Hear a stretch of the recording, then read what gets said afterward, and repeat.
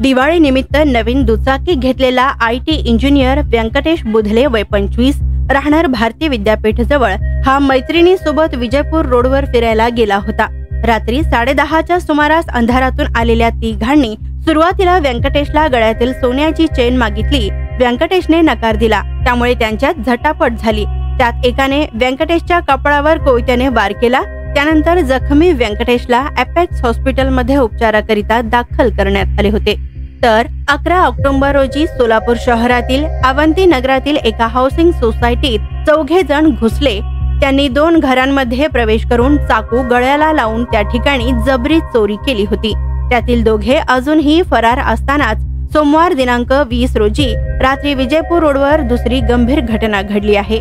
तर जेवणानंतर व्यंकटेश मैत्रिणीसोबत फिरायला गेला होता। दरम्यान सोरेगाव जवळील मुख्य रस्त्यापासून थोड्याच अंतरावरील आतील रस्त्यावरून वळण घेऊन सोलापुरात येताना त्याच्यावर जीव घेणा हल्ला झालाय। त्याच्या गळ्यातील सोन्याची चेन तिघांनी चोरून नेली आहे, तर मैत्रिणीच्या गळ्यातील चेन देखील हिसकावली आहे, परंतु झटापटीत ती चेन तुटून अंधारात खाली पडली होती। दरम्यान घटनेची माहिती मिळताच पोलीस उपायुक्त विजय कबाडे, सहाय्यक पोलीस आयुक्त दिलीप पवार, राजन माने, विजापूर नाका पोलीस ठाण्याचे वरिष्ठ पोलीस निरीक्षक दादासाहेब गायकवाड, पोलीस निरीक्षक सुशांत वराळे, शहर गुन्हे शाखेचे वरिष्ठ पोलीस निरीक्षक अरविंद माने आदींनी धाव घेतली। घटनास्थळी फॉरेन्सिकची वाहने देखील पोहोचली होती, तर त्यांनी घटनास्थळाचा पंचनामा केला असता त्या ठिकाणी पोलिसांच्या गाड्यांचीही मोठी गर्दी दिसत होती।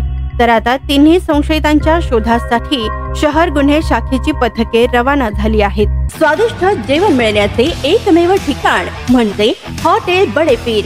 फॅमिलीसाठी खास सोय, पार्सलची सुविधा उपलब्ध।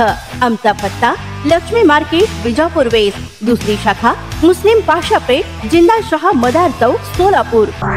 ताज्या घडामोडीसाठी पाहत रहा लोकराज्य न्यूज मराठी।